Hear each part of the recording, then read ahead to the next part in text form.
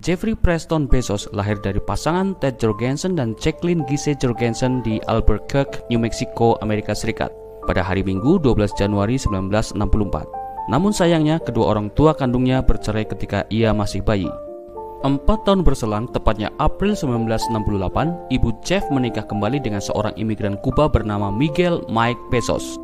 Dari ayah tirinya inilah akhirnya Jeff memiliki nama belakang Bezos, yang kemudian orang-orang mengenalnya dengan panggilan Jeff Bezos hingga sekarang. Sejak kecil, Jeff telah menunjukkan ketertarikannya dalam bidang teknologi dan mekanik. Ia pernah membongkar sendiri tempat tidurnya dengan menggunakan obeng sewaktu kecil.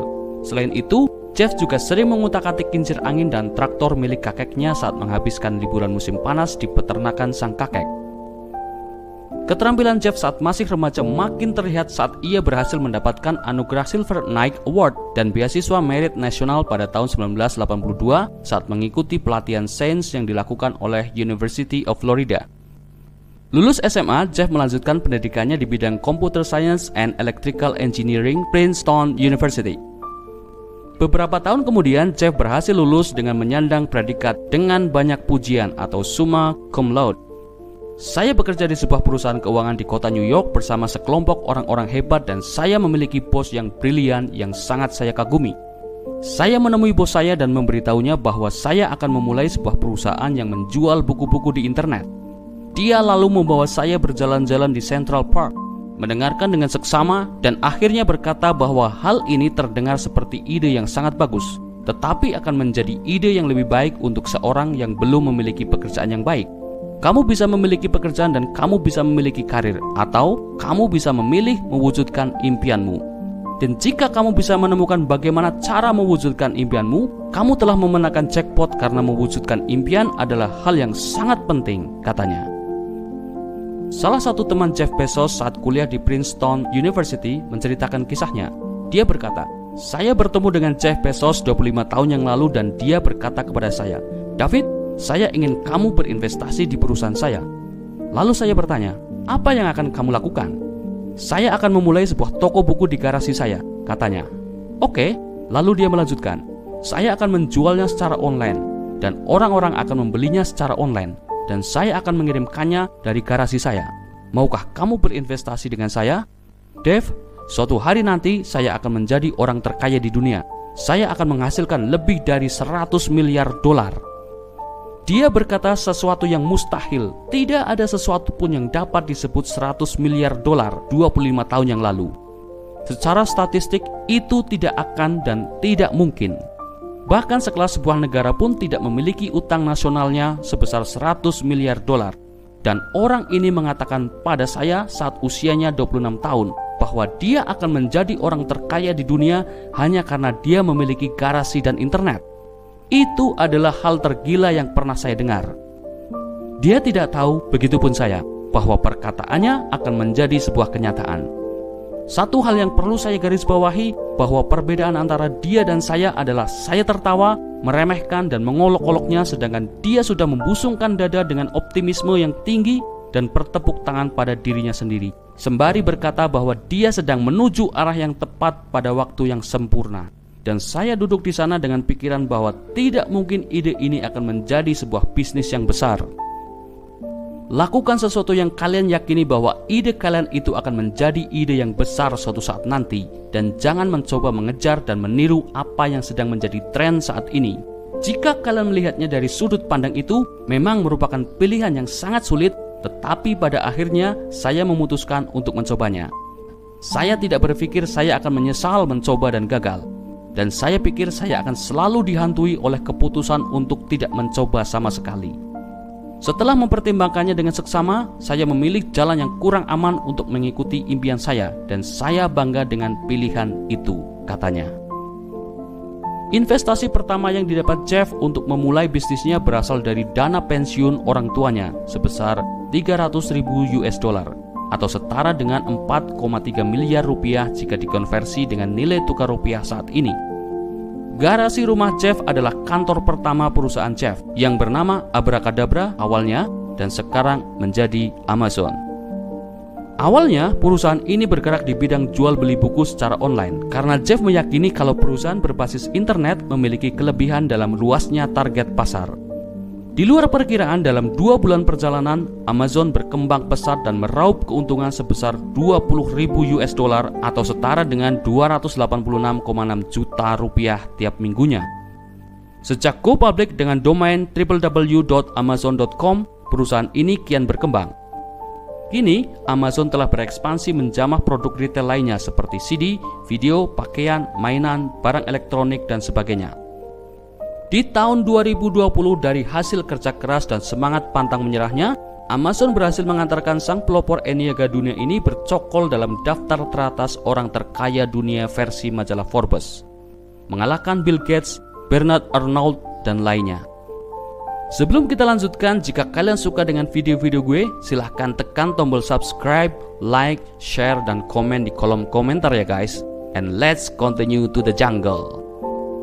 Jeff Bezos melanjutkan, sebagai seorang anak laki-laki, saya adalah seorang penemu di garasi. Saya telah menciptakan penutup pintu otomatis dari ban yang diisi semen, sebuah kompor tenaga surya yang tidak berfungsi dengan baik dari payung, dan panci pemanggang berlapis aluminium, serta alarm untuk mendeteksi saudara-saudari saya saat ingin keluar rumah tanpa izin. Saya selalu ingin menjadi penemu dan bos saya saat itu ingin saya mengikuti passion saya. Ada sebuah frase militer yang sangat saya sukai yang mengatakan bahwa lembut itu halus dan halus itu cepat. Dan saya telah melihatnya dalam setiap usaha yang pernah saya ikuti. Hal yang benar-benar memungkinkan kalian untuk membuat suatu kemajuan. Kalian pastinya memiliki banyak talenta dan bakat dalam hidup kalian, tetapi saran saya tentang kesulitan dan kesuksesan adalah untuk bangga bukan dengan talenta dan bakat kalian, tetapi dengan kerja keras dan pilihan mewujudkan impian-impian kalian dari bakat yang kalian miliki. Jadi, kalian mungkin memiliki beberapa jenis talenta dan bakat tertentu, seperti kalian mungkin sangat pandai dalam matematika, mungkin bidang ini sangat mudah bagi kalian dan itu adalah sebuah talenta. Tetapi berlatih matematika dan meneruskannya ke langkah berikutnya itu bisa sangat menantang dan sulit serta membutuhkan banyak keringat. Dan itu adalah pilihan kalian. Tidak bisa benar-benar bangga dengan bakat kalian karena talenta-talenta dan bakat-bakat itu diberikan memang untuk kalian. Kalian dapat bersyukur atas talenta-talenta itu, tetapi jika kalian lebih memilih untuk bekerja keras, kalian telah memilih untuk melakukan hal-hal yang sulit. Dan itu adalah pilihan yang dapat kalian banggakan. Kalian bisa memilih, kita semua bisa memilih kisah hidup kita, dan pilihan itulah yang menentukan siapa kita, bukan bakat dan talenta-talenta kita. Semua orang memiliki banyak talenta dan bakat, namun kalian tidak pernah bisa bangga dengan talenta dan bakat kalian saja, karena mereka itu hanyalah sebuah hadiah. Mereka diberikan kepada kalian. Kalian mungkin orang yang sangat cerdas dan kalian mungkin sangat pandai dalam matematika, ilmu pengetahuan dan teknologi, atau kalian mungkin saja cantik atau tampan. Namun, semua itu hanyalah sebuah hadiah saja.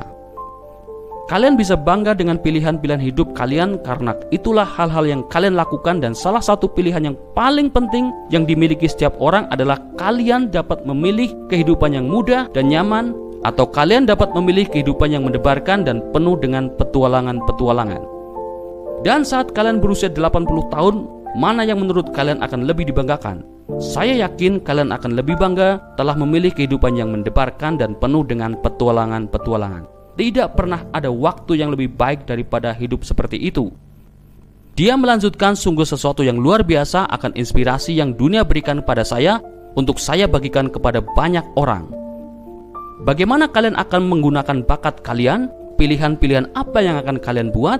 Apakah rasa nyaman akan menjadi panduan kalian?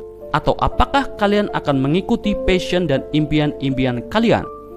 Apakah kalian akan mengikuti dogma-dogma masyarakat umum? Atau apakah kalian akan menjadi sesuatu yang original? Apakah kalian akan memilih kehidupan yang mudah dan nyaman? Atau kehidupan yang penuh tantangan dan petualangan?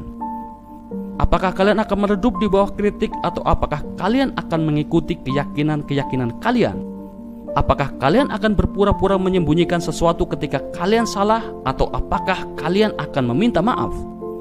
Apakah kalian akan menjaga hati kalian terhadap penolakan, atau apakah kalian akan bertindak saat jatuh cinta? Apakah kalian akan bermain aman, atau apakah kalian akan sedikit berani saat sulit? Apakah kalian akan menyerah, atau apakah kalian akan gigih memperjuangkan keyakinan kalian? Apakah kalian akan pintar dengan mengorbankan orang lain, atau apakah kalian akan ramah setiap kali kalian menemukan cara memberikan alat dan layanan yang memberdayakan orang lain untuk menerapkan kreativitas mereka? Jika kalian menemukan sesuatu yang menurut kalian itu bisa terwujud, kalian sangat beruntung jika memilih untuk memperjuangkannya. Banyak orang berakhir dengan pekerjaan monoton yang mungkin membosankan dan tidak berani mewujudkan mimpi-mimpi itu. Dan jika kalian tidak mencintai pekerjaan kalian, kalian tidak akan pernah hebat di dalamnya. Sebagai manusia, kita akan memiliki begitu banyak bakat dan talenta, sama seperti kalian sebagai individu memiliki begitu banyak bakat dan talenta individual. Dan sekarang, bagaimana kalian akan menggunakan bakat dan talenta ini? Wujudkan mimpi-mimpi kalian. Now or never.